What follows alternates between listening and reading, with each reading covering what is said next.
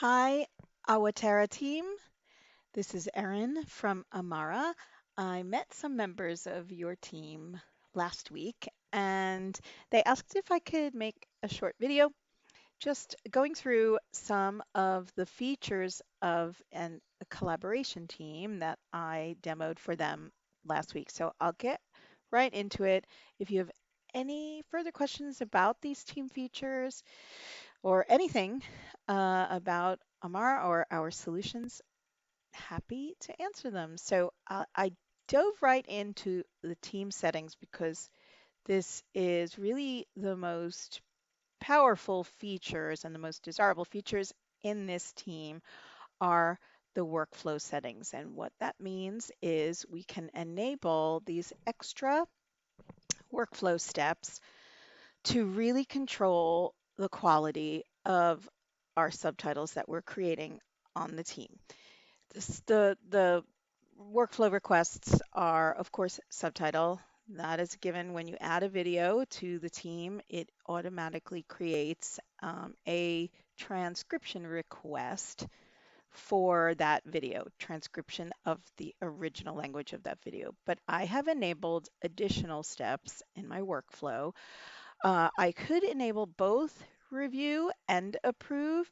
In this team, I have enabled only approve, and I have set it so that only team members with the role of manager are able to take on these approval requests. And what all of this means is we have one contributor on our team, or we have contributors on our team who, let's say, perform the transcription request. They endorse that transcription.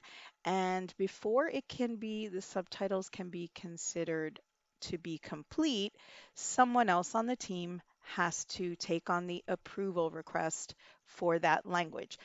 They take on the approval request, they go into the editor, and from there they either complete the approval, publish the subtitles, or they send it back to the original transcriptionist if it needs more work. So we'll see all of that in action in a minute, but really this is at the core. Workflows are at the core of how teams like yours would use this type of team.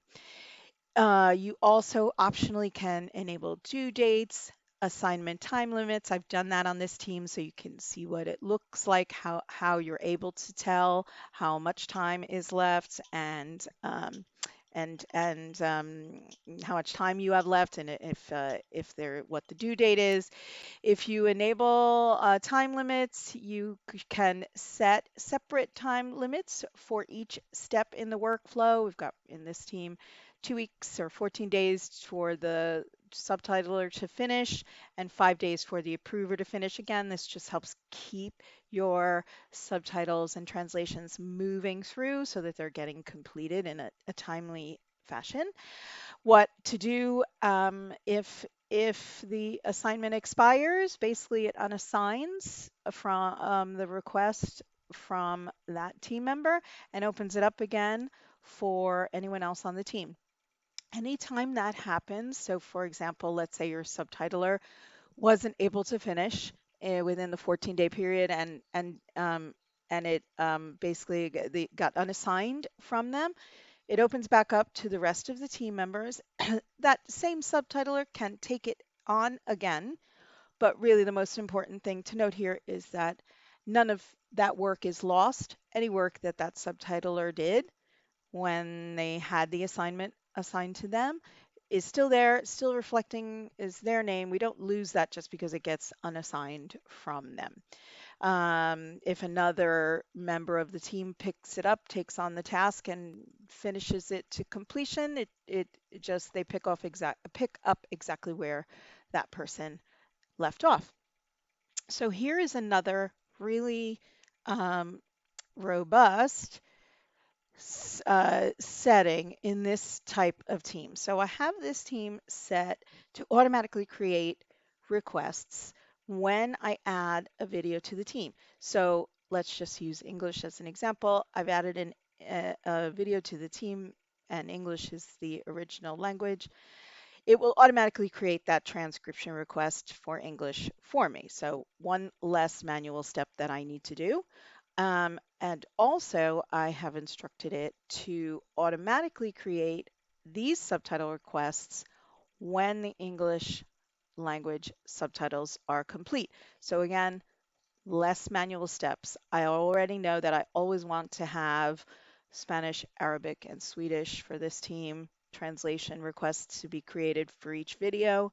And so I can, and even if I set these advanced workflow settings here, I can always create requests manually as well. But this is doing it automatically for me. Again, less manual work that I have to do. So that those are the workflows. Um, there are a couple of other, I didn't go through all team features. We can certainly talk about more of those, but really the two others are the subtitle editor. So here's where you can customize how the subtitle editor behaves in terms of how many maximum characters per second or per line or subtitle lines. And what that means is if your team members are in the editor creating subtitles and they exceed the 42 character limit, suggested limit per line, they'll get a warning message in the editor, a little exclamation mark telling them exactly what the issue might be. So those are their standard, sort of industry standard subtitling guidelines already built into the editor. And but you can customize them, and we'll see where you see the list of all of those. You can review them at any time when you're in the editor. If you customize them here, they will be customized for every language. Or you can specify by certain languages. Okay, let's say on this team, we've heard from our French translators that 42 characters per line is just not enough. It's taking them really long time to create the translations because it takes just more French characters when they're, creating the French translation. So in this team, we have bump that up, CPL up to 47 or 55, whatever number it is that's going to help your translators have the best experience when creating the translations in the editor. All right, we will definitely see those warning messages. I'll show you what those look like. And finally, integrations. So the teams can be integrated with video hosting sites like YouTube, Vimeo, Kaltura, Brightcove. So if you're doing a particular project for a client, and let's say they have a Brightcove account, you can integrate it with this channel. Um, and then when you add their videos integrate with this team, sorry. And when you add your videos to their videos to the team and complete their subtitles, then they're automatically sent to their Brightcove videos. There's no downloading, there's no uploading. That's the beauty of integrations. All of the integrations that are available have different settings. Not all of them are the same. For example, YouTube is pretty robust. You can have it import videos. When new videos are added to the team, you can have it import those automatically. Export subtitles from Amara to YouTube. That's the automatic syncing and exporting of subtitles. That's really a great feature. You can import existing subtitles if they're there, even automatic captions if they're visible on YouTube. So YouTube has the most kind of robust handshake back and forth between Amara and the site, but you do also have those other options. And if your client with a Brightcove account, let's say, for example, if you integrated their Brightcove account with this team and you are working on any other videos that have nothing to do with that client or that Brightcove account, it doesn't impact it at all. It doesn't send anything to that Brightcove account that doesn't belong there. And vice versa, no one else can see anything on that Brightcove account. Only this is a private team, so only the team members that you have invited to the team can see the team videos, anything like that. Okay, So those were some of the best team setting features. When we were talking about workflows, I was calling them requests, and that's really what they are. So on the requests page, you can see everything that's going on with the team videos. I've got some unassigned transcription requests. I've got some that are assigned already to team members.